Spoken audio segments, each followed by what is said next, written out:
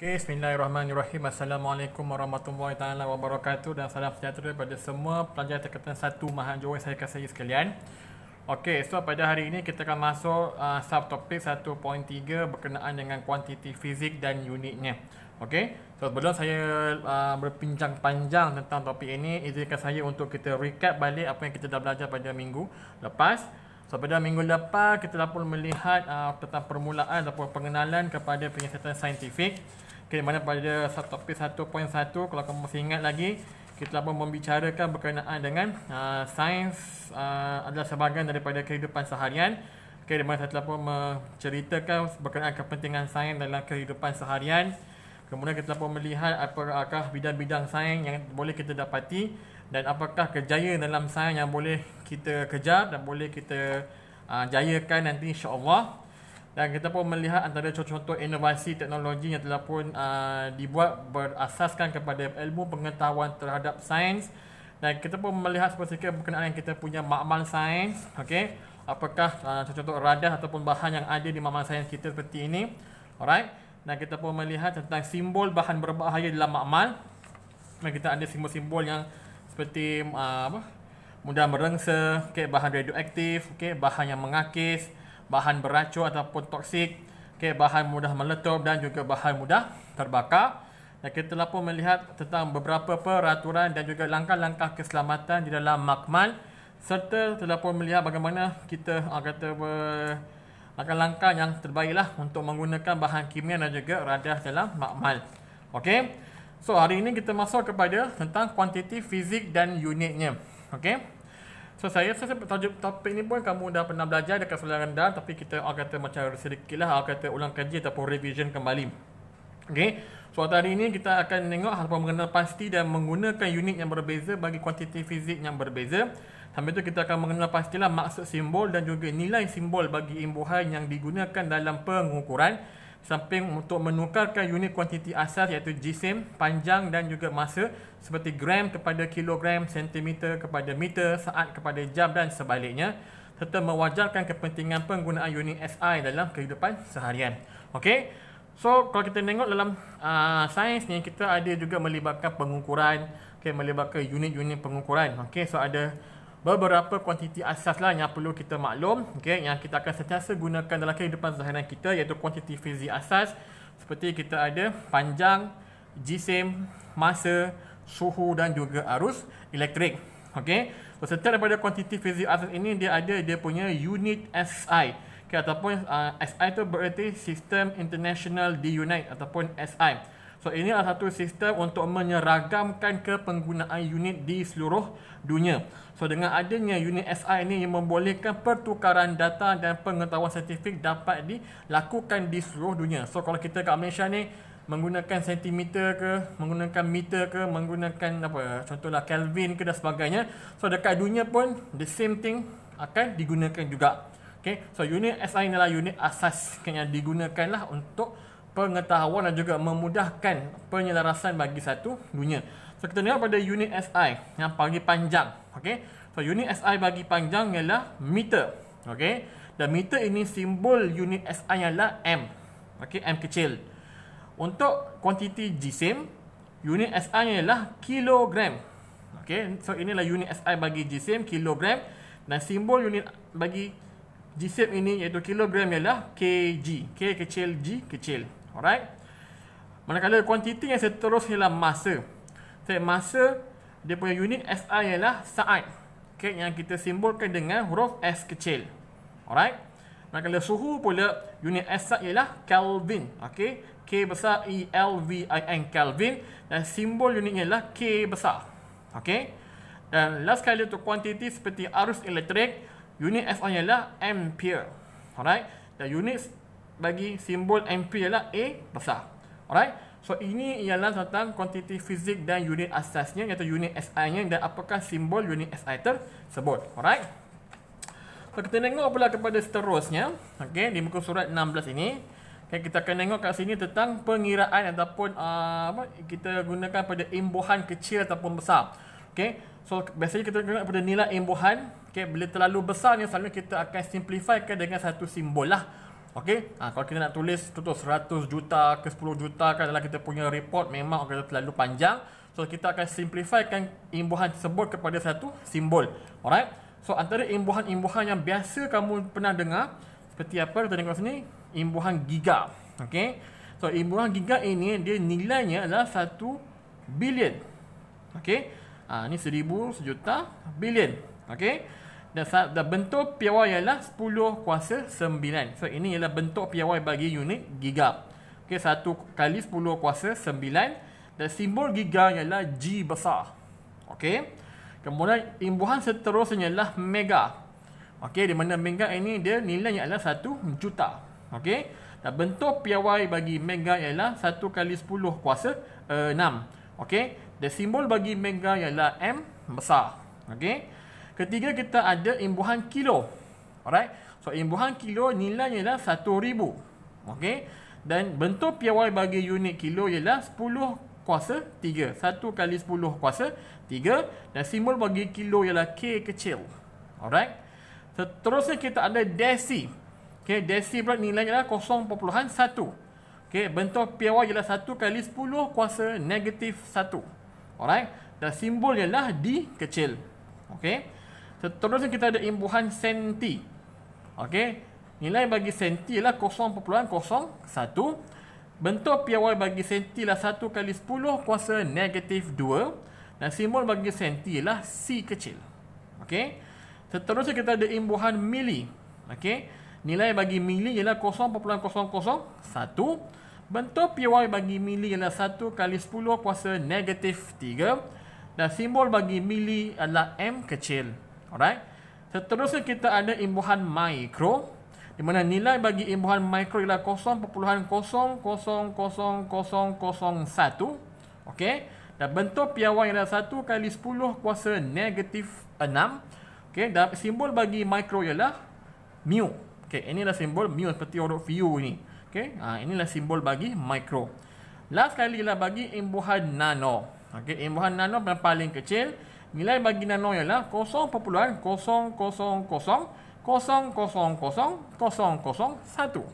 Okey. Dan bentuk piawai bagi unit nano ialah 1 kali 10 kuasa negatif 9. Okey. Dan simbol bagi nano ialah N kecil. Okey. So ini adalah contoh nilai imbuhan yang kita selalu gunakan jika jumlah ataupun nilai tersebut terlalu kecil ataupun terlalu besar untuk kita nak ekspreskan dalam kita punya penulisan. So kita akan gunakan imbuhan seperti giga sampailah kepada nano. Okey. So untuk pertukaran unit kuantiti asas, so tadi kita ada mention tentang jisim, panjang dan juga masa.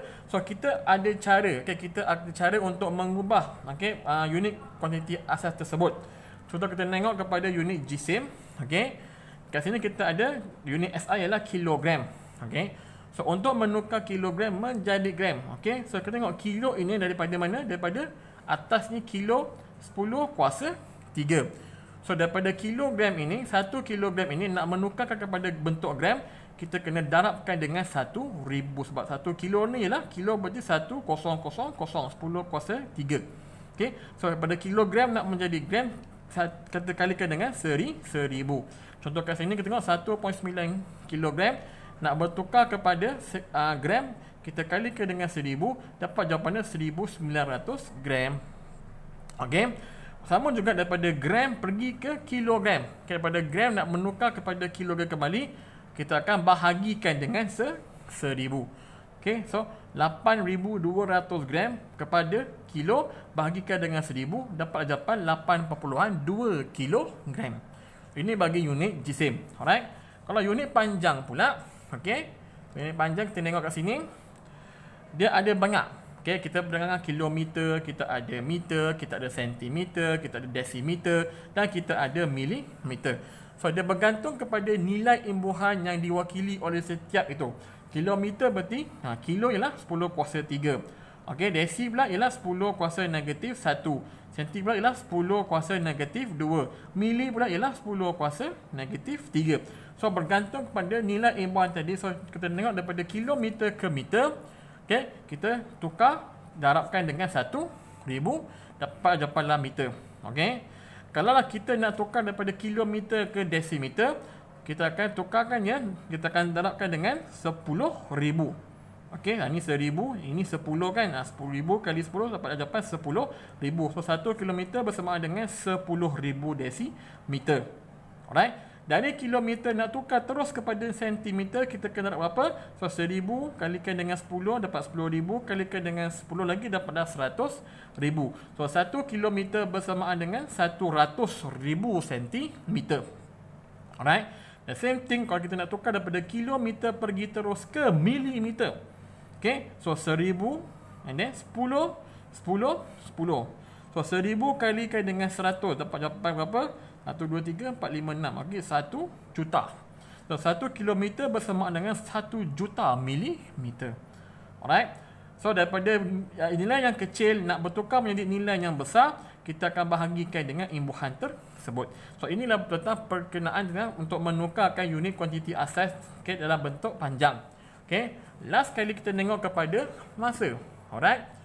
Kalau masa pula kita tengok, kita ada basic standard jam, minit dan juga saat. Okay. So daripada jam pergi ke minit, kita akan darabkan dengan 60 sebab 1 jam bersamaan dengan 60 minit.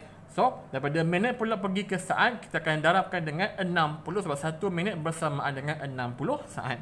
Daripada jam nak terus tukar kepada saat, kita akan darabkan dengan berapa? Okay, 3,600. Okay, 60 kali 60, 3,600. So 1 jam ada 3,600 saat. Okey, daripada unit yang kecil saat pergi ke jam ataupun pergi ke minit, kita akan bahagikan, okay, dengan 60. Ataupun daripada saat ke jam bagikan dengan 3,600. Okey, so beginilah bagaimana kita membuat pertukaran unit kuantiti asas bagi jisim, panjang dan juga masa. Okey, so apakah kepentingannya? Okey, kepentingan unit piawai dalam kehidupan seharian. Okey, sebab biasanya kita selalu gunakan, okey, unit-unit piawai ini untuk mengukur sesuatu, sama ada panjang ataupun jarak daripada A ke B dan sebagainya, masa. Alright. So, bila kita tengok dekat sejarah tentang unit ukuran ini, okey, dia ada banyak dia punya jenis. Okey, ada yang menggunakan kata macam ni, okey, jengkal tangan. Okay, ada yang menggunakan sistem depa, okay, ada yang menggunakan langkah, 2, 3 langkah, 10,000 langkah. Okay, macam ada menggunakan hasta. Okay, so ini adalah orang kata macam zaman-zaman dahulu punya cara mereka nak mengukur. Okay, so bila ada benda ini, dia menyebabkan ketidakseragaman dalam unit bagi nak mengukur sesuatu kuantiti asas. So sebab itulah kita tengok kenapa diwujudkan sistem ataupun unit SI ini, supaya diseragamkan agar boleh digunakan bukan sekadar di Malaysia tapi juga di seluruh dunia. Alright. So, next kita tengok kepada penggunaan alat pengukur. Okey, 1.4 penggunaan alat pengukur bagi kejituan, kepersisan, kepekaan dan ralat. Okey. So kita tengok kat sini apa yang kita masukkan dengan persis, jitu dan juga ralat. Okey. So bagaimana kita nak menentukan bahawa sesuatu alat pengukur itu adalah persis, jitu ataupun adanya dia punya peka. Okey. So apa yang kita masukkan dengan kejituan? So kejituan itu bererti kebolehan bagi sesuatu alat pengukur untuk mendapatkan bacaan menghampiri atau menepati nilai sebenarnya. So itu ialah kejituan, definisi bagi kejituan. Seterusnya kita tengok pada definisi kepersisan. Okey. Kepersisan bererti kebolehan alat pengukur memberikan bacaan yang hampir sama apabila pengukuran diulang. Okey, so bila kita ulang 2-3 kali, jika kita gunakan alat pengukur yang sama dapat bacaan yang hampir kepada apa yang diulang sebelumnya, maka alat pengukur itu dipanggil sebagai persis. Dan apakah itu kepekaan? Okey, so kepekaan bererti kebolehan bagi alat pengukur mengesan perubahan kecil sesuatu kuantiti yang diukur. Jika berlakunya sebarang perubahan kecil dalam unit ukuran itu, maka alat pengukur itu dipanggil sebagai peka. Okey, so ini ialah tentang kejituan, kepersisan dan juga kepekaan. Alright. Dan apakah contoh-contoh alat pengukur yang ada? Okey, so kita nak menggunakan alat pengukur yang Betul. So, kita untuk mengukur panjang, kita ada beberapa alatnya, terutamanya seperti ada pembaris yang biasa kamu gunakan, okay, dan juga mungkin pita pengukur. Alright, so bergantung kepada alat pengukur ini, dia mempunyai sengatan yang berbeza. Okay, so macam pita pengukur ni dia mempunyai sengkatannya, satu sengkatan kecil dalam pita pengukur bersamaan dengan 1 mm ataupun 0.1 cm. So dia lebih, orang kata apa, lebih peka daripada pembaris. Alright, dan kita tengok juga kepada untuk menyukat jisim. Okay, untuk menyukat jisim pula kita ada beberapa contoh alat seperti apa? Neraca tuas, okay, dan juga neraca 3 alur. Alright. So ini ialah untuk menyukat jisim. Okay. Dan kita tengok pula kepada alat untuk mengukur masa. Okay, kita ada seperti jam randik. Okay, yang dapat mengukur tempoh masa dengan jitu antara 0.1 hingga 0.2 saat. Okay. Okay, untuk mengukur apa lagi? Mengukur suhu. Alright. Untuk kita nak mengukur suhu, okey, kita ada termometer. So suhu ialah darjah kepanasan ataupun kesejukan sesuatu objek. So, kita boleh ukur suhu menggunakan termometer makmal ataupun kalau kat rumah kita menggunakan termometer klinik. Okey, so ini untuk mengukur suhu. Okey. Dan seterusnya untuk menyukat arus elektrik, kita ada alat apa ni, dia punya pengukur yang kita panggil sebagai ammeter untuk menyukat arus elektrik, okey, dengan unit ampere bagi sesuatu alat. Okey, so ini bagaimana kita nak mengukur ataupun menyukat ketinggian panjang jisim, masa, suhu dan juga arus elektrik. Okey, dan dalam kita nak mengukur ni, menyukat juga isi padu air. Okey, ini biasa kita gunakan isi padu air. Untuk menyukat isi padu air, kita ada satu alat dipanggil sebagai silinder penyukat. Okey, mana untuk menyukat isi padu air. Dan kalau kamu lihat kat sini, untuk membaca, nak membaca sukatan yang betul bagi isi padu air, bagi silinder penyukat, mata pemerhati kita hendaklah berada di paras yang dipanggil sebagai meniskus. Okey, so kita ada satu. Ni kalau kita tengok kat sini kan ada dia punya shape, ni kan flow shape ni. Okey, so ini dipanggil sebagai meniskus. Mata kita mesti betul-betul pada tahap yang paling bawah meniskus ini. Okey, so inilah bacaan yang betul. Alright. Ini apa kita nak mengelakkan relapse. So, dalam kita tengok kepada alat pengukur ni, dia ada beberapa jenis relapse, iaitu antaranya ialah relapse parallax. Okay, relapse parallax ini adalah relapse yang berlaku daripada pemerhati lah, daripada kita sendiri. So, untuk mengurangkan relapse parallax ni, untuk menyukat isi padu air, kita perlu memastikan mata kita ni berserenjang dengan skala bacaan meniskus ini, baru kita dapat bacaan yang tepat. Okay. The same thing juga kalau kita tengok pada beberapa contoh lain alat pengukur tadi, kita tengok kepada apa, ampere tadi, ammeter tadi juga ada relapse yang dipanggil sebagai relapse sistematik, okey, dan juga relapse rawak. Okey, so kalau relapse sistematik ini adalah masalah yang berlaku pada alat pengukur tersebut. Okey, ada dua jenis, iaitu relapse sifar positif dan juga relapse sifar negatif. Okey, so relapse sifar positif ini berarti pada bacaan yang sepatutnya kosong, dia terlebih. So, bila dia terlebih daripada kosong dalam keadaan dia tak digunakan, dia mempunyai relapse sifar positif. Dan bila kita tengok kat sini ada relapse sifar negatif, dalam keadaan yang tidak digunakan, bacaan jeruk ini dia berada bawah daripada kosong. Okey, so ini panggil sebagai relapse sifar negatif. So, setiap alat pengukur ini dia ada dia punya relapse masing-masing, sama ada relapse sistematik ataupun relapse parallax daripada diri kita sendiri. So kita kenalah, orang kata sentiasa mengambil maklum bila kita membuat satu pengukuran, kita kena pastikan untuk untuk mendapat bacaan yang jitu, yang persis. So kita perlu pastikan bahawa kita mengurangkan relapse parallax dan kita menangani ataupun kita menambah ataupun menolak bagi relapse sifar positif ataupun relapse sifar negatif. Okey. So seterusnya, kita nak tengok kepada penggunaan alat pengukur yang lebih jitu. Tadi kita tengok kepada alat pengukur yang betul, maksudnya yang biasa digunakan tapi tak berapa jitu. Right? So kita ada alat pengukur yang lebih jitu lagi. Alright? Contohnya untuk mengukur panjang. Okey. So, untuk mengukur panjang ni kita ada satu alat yang dipanggil sebagai angkup vernier. Okey. So angkup vernier ini digunakan untuk mengukur ketebalan atau diameter luar, diameter dalam dan juga kedalaman suatu objek. So dia digunakan untuk mengukur ketebalan ataupun diameter luar, diameter dalam dan juga kedalaman suatu objek. Yang mana angkop vernier ada dua bahagian. Okay? Bahagian terkecil bacaan angkop vernier ialah 0.01 cm. Okay? Dan oleh itu, sebabkan adanya satu laba, ada skala vernier. Okay, ini skala besar. Okay, ini skala vernier.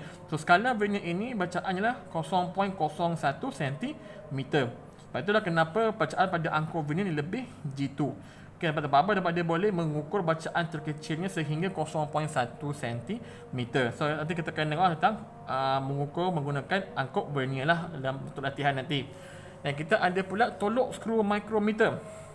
Okey, so tolok skru micrometer ini pula untuk mengukur ketebalan dan diameter objek yang kecil seperti kertas, rambut dan lain-lain. So, tolok skru micrometer ini untuk mengukur ketebalan dan juga diameter objek yang lebih kecil seperti kertas, rambut dan lain-lain. Okey, so bahagian terkecil dalam tolok skru micrometer ini ialah 0.01 mm.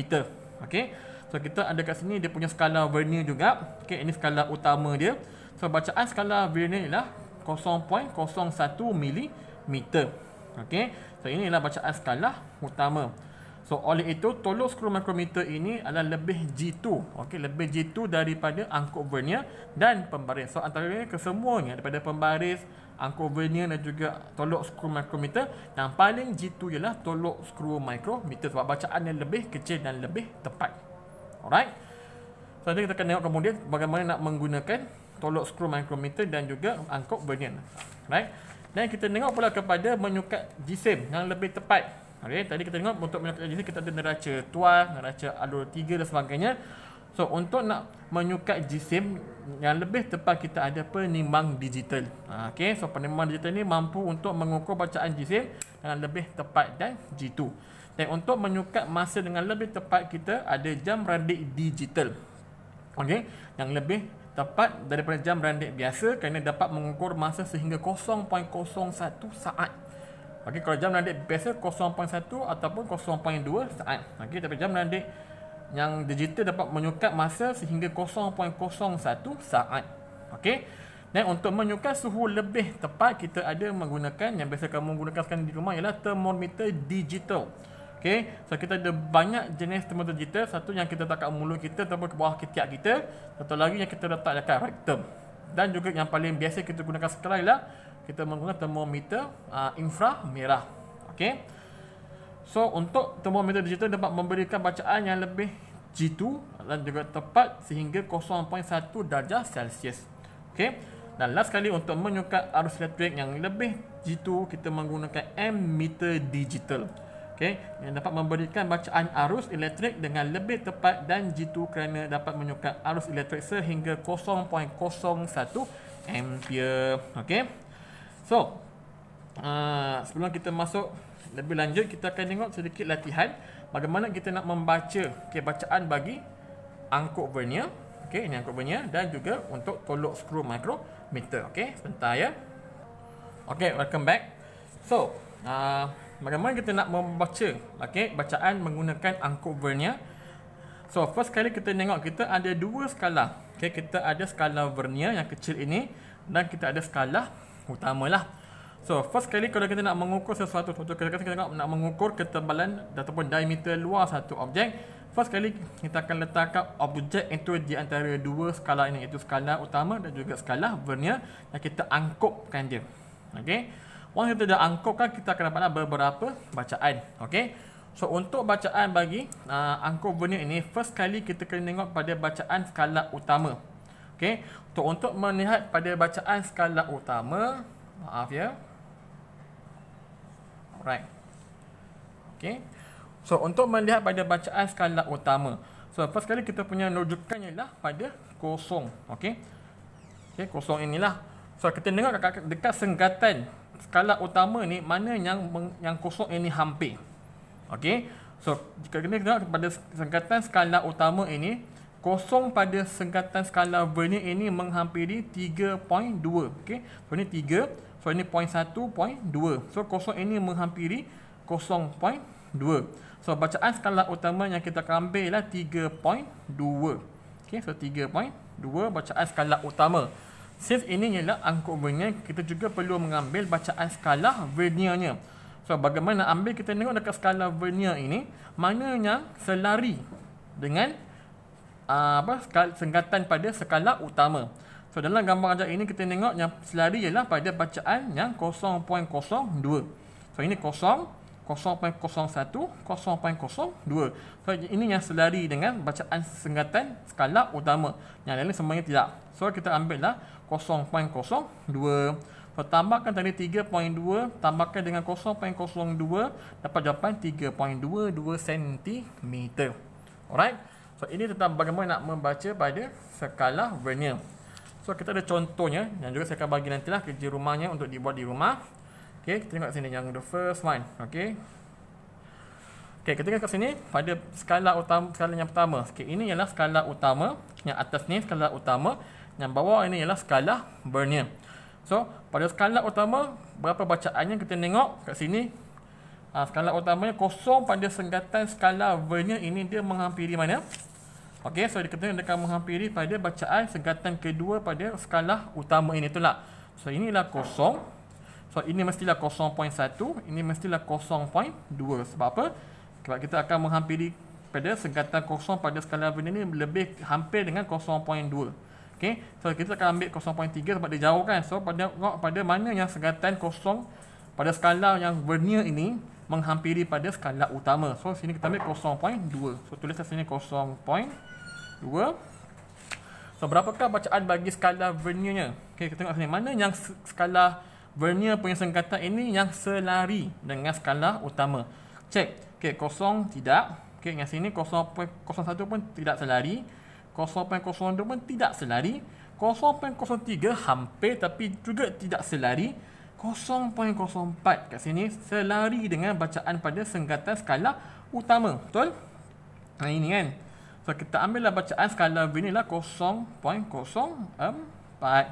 So, tambahkan dapatlah bacaan sebenar 0.24 cm. Okey, ini yang pertama. Contoh yang kedua, kita tengok kat sini. Alright. Okey, bacaan pada skala utama. Okey, kita tengok juga pada kosong di skala vernier. Mana dia hampir? 1 kat sini. Okey, ini 1.1. Tapi dia dekat pertengahan kan. Dan kita tengok kalau dekat pertengahan ni dia akan hampir kepada 1. So, kita ambil mana yang dia hampir. So, kita ambil sini 1.0. Bacaan skala utama. Bacaan skala vernier lah kita tengok kat sini mana yang selari. So, sini 1 tidak, 2 tidak, 3 tidak, 4 tidak, 5 tidak. Tapi 6 dia selari dengan skala utama. So, 0.06. Pada jawapan bacaan 1.06 cm. Okey. Dan yang ketiga kita tengok pada contoh yang terakhir bagi angkut vernier. Okey, bacaan skala utama mana yang menghampiri? Okey, dekat kosong vernier ni, tengok mana yang menghampiri bacaan skala utama. So, ini ialah 4. So, belakang ni mestilah berapa? Mungkin 3.9. Okey, so ini 3.8. So, ini 3.8. Ini bacaan sengkatan utama 3.8 yang hampir kepada sengkatan kosong skala vernier. So, kita ambil bacaan skala utama 3.80 lah. Okey. Tambahkan dengan berapakah bacaan skala vernier? Okey, mana yang selari dengan skala pertama? 1 tidak, 2 tidak, 3. Okey, 3 yang selari. Dapatlah pertambahan bacaan skala vernier 0.03. Dapat dah ditambah dapat 3.83 cm. Okey, so inilah bagaimana kita nak membaca nak mendapatkan bacaan bagi angkut vernier. Okey. Alright. So, ralat sifar. Bagaimana kita nak menentukan ralat sifar dalam angkut vernier? So, first kali kita kena tutup. Angkut vernier ini kena tutupkan dengan angkut utama dia. So, kita rapatkan betul-betul. So, once kita dah rapatkan sini, kita tengok pada kesengkatan kosong ni. Kosong utama dengan kosong vernier. Adakah dia selari macam ni? Kalau dia selari, maksudnya tiada ralat sifar. Jika dah didapatkan, kita dapati kosong pada vernier ini, dia tidak selari dengan kosong yang utama. So, bila dia berada di hadapan kosong yang utama ini, so ini panggil sebagai ralat sifar positif. So, berapa nak tentukan, kita tengok juga pada skala vernier yang mana selari dengan sengkatan skala utama. Kat sini kita tengok dia daripada 0.03. So, ralat sifar positif bagi alat pokok inilah positif 0.03. Okey. So, kena letak tanda simbol positif untuk menunjukkan inilah ralat sifar positif. Okey. Untuk yang ketiga, kita tengok dah dapatkan dia punya angkop. Yang kosong pada skala vernier ni dia berada di belakang pada skala utama. So kita maklum alat ini ada ralat sifar negatif. Berapa? Cek pada skala vernier mana yang selari dengan bacaan segatan skala utama. Kat sini dia kata selari dengan garis ke 6 skala vernier. So bacaan bagi ralat sifar negatif ialah negatif 0.06 cm. Penting untuk kita ambil maklum tentang ralat sifar. Jika ada ralat sifar, kita kena tolak ralat sifar ini. Okey, untuk dapatkan bacaan yang betul. Alright. So, contohlah latihan kat sini, ke bawah tadi. Okey. Kita tengok latihan kat bawah ni. Okey. Alright. So, ralat sifar kat sini. Okey. Kita tengok kat sini ralat sifar ialah ralat sifar positif. Sebab apa? 40 pada vernier berada di depan kosong utama. So berapakah ralat sifar dia? So kita cek. 1 tak selari, 2 tak selari, 3 selari. So ralat sifar inilah positif 0.03 cm. So itulah ralat sifar bagi senggatan tersebut. Sekarang dia ambil satu bacaan. Okey, ada bacaannya, dia ambil, dia ukur berapa. So bacaan skala utama kat sini kita tengok ialah 1. Okey, so 1.0 tambahkan pula dengan apakah skala bacaan vernier? So 1, 2, 3, 4, 5, 6. So 6 yang selari. So 0.06. So bacaan ialah 1.06 cm. Tapi ini bukan jawapan yang betul sebab masih lagi ada ralat sifar yang perlu kita tolakkan. So 1.06 cm, right? Tolakkan dengan berapa tadi? Positif 0.03 cm. Dapatlah jawapan berapa? 1.03 cm. So ini dia bawa bacaan yang betul bagi ukuran ini. Okey. Contoh yang kedua juga sama je. Alright. Okey. Tengok kat sini. Okey, ini ialah berapa ralat sifar dia? Ini adalah sifar negatif. Sebab apa? Kosong pada skala vernier berada di belakangnya. So kita kira berapakah bacaannya? 1 tak selari, 2 tak, 3 tak, 4 tak, 5 tak, 6 tak, 7. So 7. So ralat sifar negatif ialah negatif 0.07. Alright. So dah sifar negatif dia. Okey. So kita tengok pula kepada 1, 2, 3, 4, 5, 6, 7. Okey. Minta maaf, saya tersalah tadi. Alright. So bila kita mengukur ralat sifar negatif.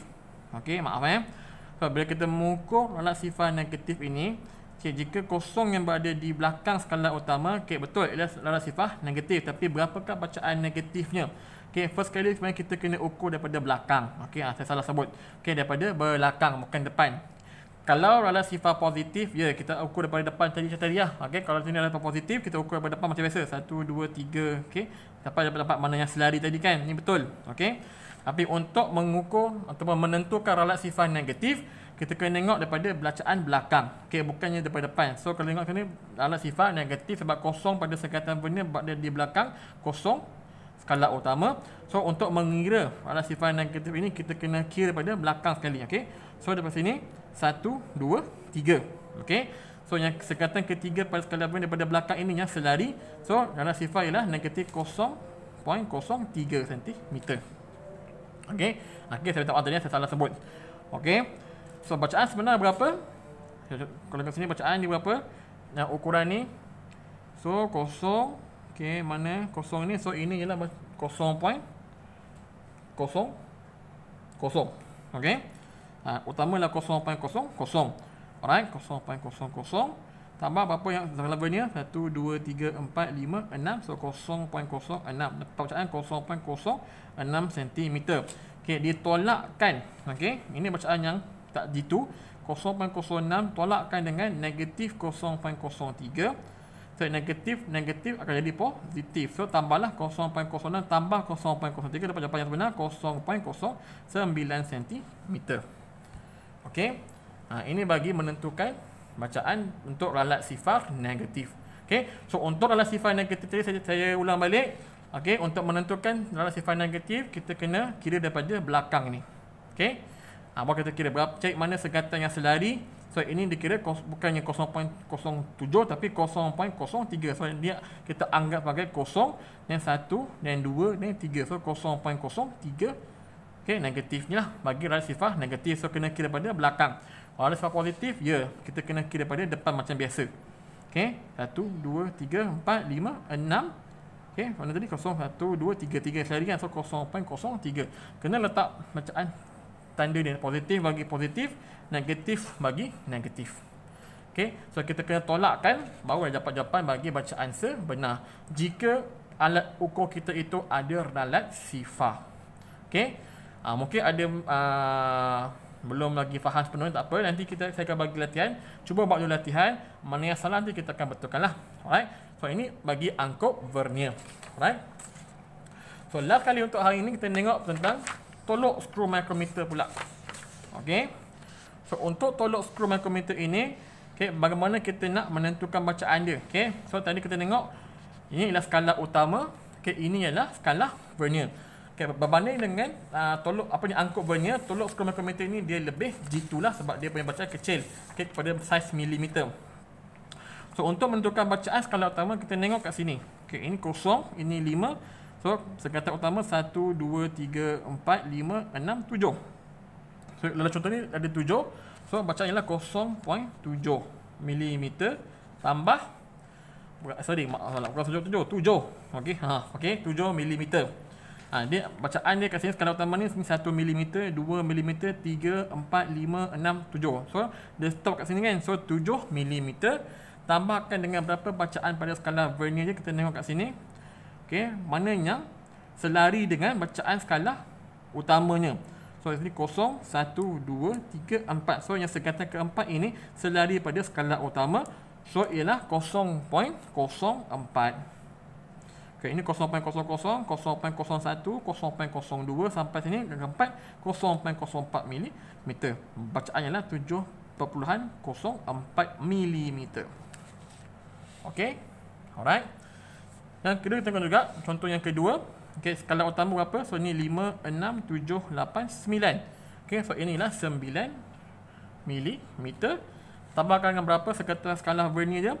Kita cek kat mana? So dekat sini kosong kan? So belakang ni. So ni 45, 46, 47, 48, 49. Okey, ni kosong. So ini pada yang ke-49. So 0.49 mm. Alright. Kita tambahkan dapat jawapan 9.49 mm. Alright.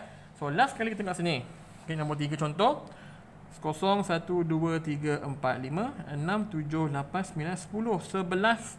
Dan juga kat sini ada sikit kan. Ini pun kena ambil kira yang ke-12.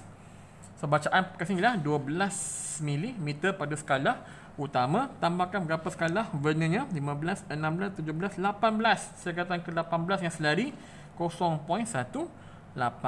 mm. Dapat jawapan 12.18 mm. Okey, so ini untuk bacaan bagi tolok skru micrometer. Alright. So the same thing juga kita boleh ada juga bacaan ralat sifar dan juga naik positif dan juga negatif lah. Sama juga untuk menentukan alat itu ada ralat sifar ke tidak. Kita tutup dia punya kedua-dua rahang ni. Okey, kita tengok kat sini. Kalau lah kosong ini, kosong pada vernier selari pada kosong selari dengan skala utama. Kosong vernier ini selari dengan skala utama. So dia tiada ralat sifar. Jika kita tutup semua, didapati yang kosong pada skala vernier tidak selari pada skala utama. So dia ada lebih kat sini ke depan kan. So ni kosong ni 5. So dia terlebih kat sini. Kosong yang sengkatan yang pertama ni. So dia punya bacaan ralat sifar ini dipanggil ralat sifar positif. Berapa? Tengok ni dia selari pada yang 1. So positif 0.01 mm. Alright. Contoh inilah ralat sifar negatif. Sebab apa? Dia ditutupkan rahangnya. Bacaan yang berada di bawah kosong ini yang selari dengan skala utama. So ini panggil ralat sifar negatif.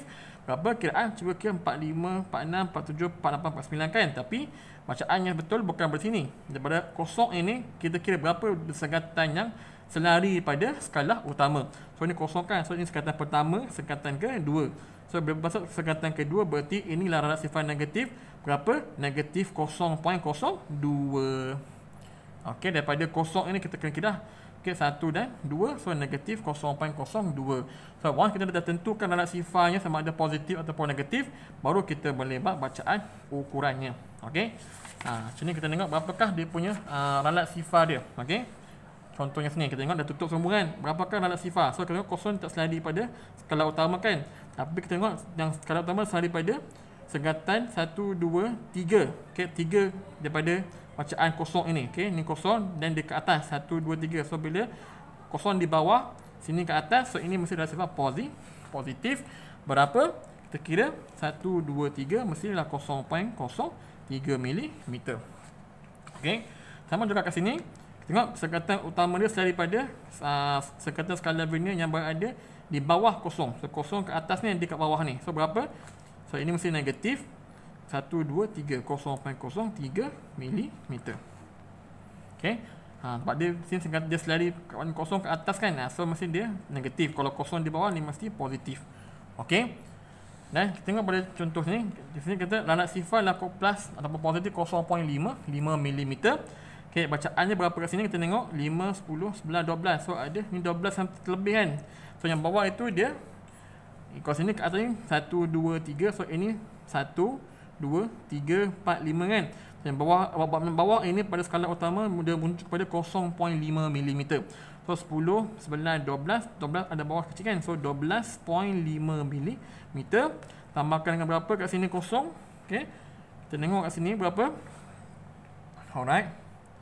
Kat sini dia dapat kosong, so dia lah 0.00 lah milimeter.